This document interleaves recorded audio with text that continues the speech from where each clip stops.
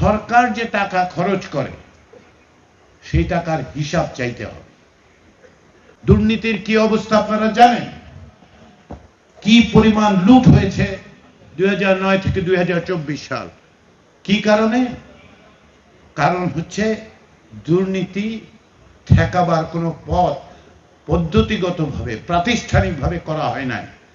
দুর্নীতি দমন কমিশনকে ব্যবহার করা হয়েছে বিরোধীদের দমন করার জন্য। আমার মাঝে মাঝে মনে হতো যে ওটার নাম দুর্নীতি দমন কমিশন না লিখে বিরোধী দল দমন কমিশন বলাই ভালো।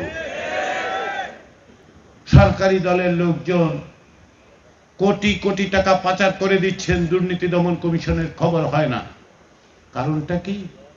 কারণটা হচ্ছে দুর্নীতি দমন কমিশন এইভাবেই নিয়োগ হয়েছে। কিন্তু শুধু দুর্নীতি দমন কমিশন আসলে ঠিক করলেই যথেষ্ট নয়। সেজন্য কি করতে হবে? সরকার যে টাকা খরচ করে সেই টাকার হিসাব চাইতে হবে।